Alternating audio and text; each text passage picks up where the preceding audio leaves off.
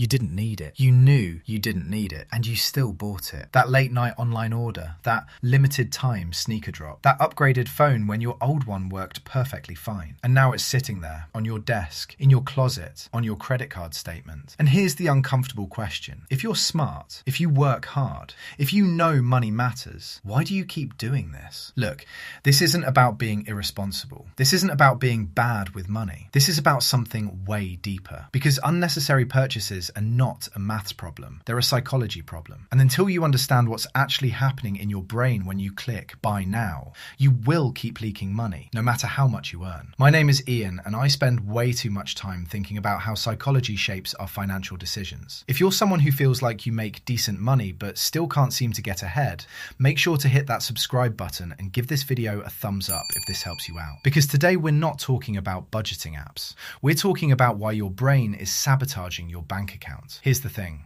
The average household in developed economies spends thousands every year on non-essential purchases, based on consumer expenditure surveys and retail analytics data. Thousands. Now let that sink in. If you invested $18,000 per year for 20 years at an 8% return, you wouldn't just have $360,000. You'd have roughly $824,000. That's the difference between reacting emotionally and thinking strategically. And here's what most people don't realize. Companies spend billions of dollars every year studying your psychology, not your income, not your education, your impulses. Retailers use behavioral science, scarcity triggers, color psychology, anchoring effects, dopamine loop research, all to increase the probability that you buy something you did not plan to buy. And it works. This is where it gets really interesting. When you see something you want, your brain doesn't process it logically first. It processes it emotionally. Neuroscience studies from leading universities have shown that when consumers anticipate buying something desirable,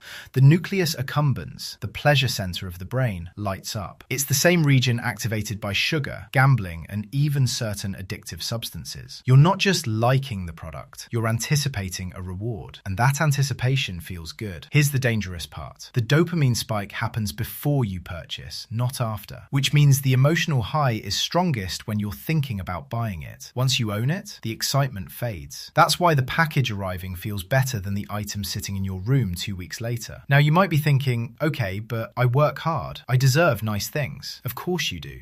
This isn't about deprivation. It's about awareness. Because here's the shift nobody talks about. Unnecessary purchases are rarely about the product. They're about identity. You don't buy the $120 gym shoes because you need rubber and fabric. You buy them because you want to feel disciplined, athletic, put together. You don't buy the newest phone because your current one stopped working. You buy it because you want to feel current, successful, relevant. Consumption has become identity signaling, and social media has turned it into a competition. Global financial surveys show a significant percentage of young adults admit to spending beyond their means to maintain social image. That's not a spending issue. That's a psychological pressure issue. Look, marketers understand something most consumers don't. Humans fear social exclusion more than financial loss. We are wired for belonging. So when you see everyone upgrading, traveling, posting, flexing, your brain interprets it as a status threat, and your solution becomes spending. Here's a simple example. Let's say you buy a $60 shirt you didn't need. That $60 invested at 8% for 30 years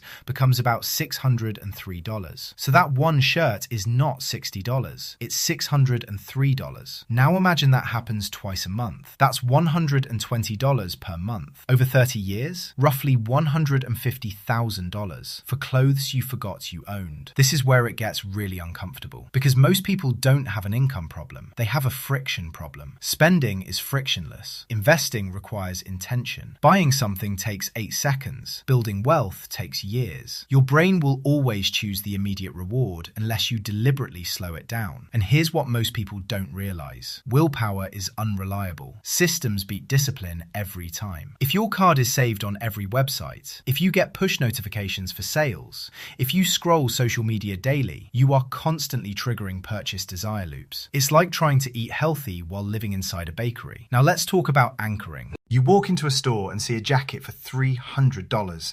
Next to it is one for $120. Suddenly, $120 feels reasonable, but you weren't planning to spend $120. Your brain compares within the frame it's given. Retailers design pricing structures intentionally to shift your perception of value. Another one, scarcity. Only 2 left. Sale ends tonight. Limited edition. Studies show scarcity messaging dramatically increases purchase urgency because your brain equates scarcity with value, even if you didn't want it 5 minutes ago. Now, you might be thinking, okay, so what do I actually do? Good question. First, introduce delay. Create a 48-hour rule for non-essential purchases. If you still want it in 2 days, reconsider. Most impulses die within 24 hours. Second, remove friction from investing. Automate it. If $300 goes into investments automatically every month before you see it, you're far less likely to sabotage it. Third, redefine reward. Instead of celebrating stress with spending, celebrate progress with progress. Hit a fitness goal? Invest $100. Finish a big project? Add to your investment account. Rewire the dopamine loop. Fourth, track opportunity cost visually. Every time you want to spend $200, calculate what it becomes in 20 years. Train your brain to see future value, not just present desire. Fifth, notice the little triggers in daily life. That quick coffee on your commute, the midweek snack because the office feels slow, the just one more app purchase on your phone. These tiny amounts add up, psychologically and financially. Because here's the final truth. Wealth is not built by giant sacrifices. It's built by small psychological wins repeated consistently. The person who resists 5 unnecessary purchases a month isn't boring. They're strategic. They're redirecting impulse into assets. And that compounding doesn't just grow money, it grows confidence. Because the moment you realize you're in control of your impulses, you're in control of your financial future. And let me make this even more real. It's the coffee you grab every morning, not because you love it, but because you're tired and it feels like a reward for surviving another workday. It's the food delivery you order on a Wednesday night because cooking feels exhausting after sitting in traffic or dealing with your boss all day. It's the online sale you browse on Sunday evening because you're stressed about Monday and buying something feels like progress. It's the toy you buy your child out of guilt because you've been busy. It's the gadget you convince yourself will finally make you productive. It's that extra bottle of wine at the supermarket because you feel like you earned it after a long week. These aren't reckless decisions, they're emotional coping mechanisms. That's why budgeting alone doesn't fix it. You have to ask yourself, what feeling am I trying to buy right now? Comfort? Status? Relief? Validation? Once you can name the emotion, you weaken its control over you. Look, I'm not saying never buy anything fun. I'm saying be conscious, be intentional. Because if you don't control your psychology, someone else will profit from it. And that someone else is usually a corporation with a behavioral science department. You are not bad with money. You've just never been taught how your brain works against you. But now you know. And awareness changes behavior. Start small. Delay one purchase this week. Invest that money instead. Watch what happens. Not just in your account, but in your mindset. Because unnecessary purchases feel good for minutes. Ownership of your financial future feels good for decades. I am Ian. Don't be broke. See ya.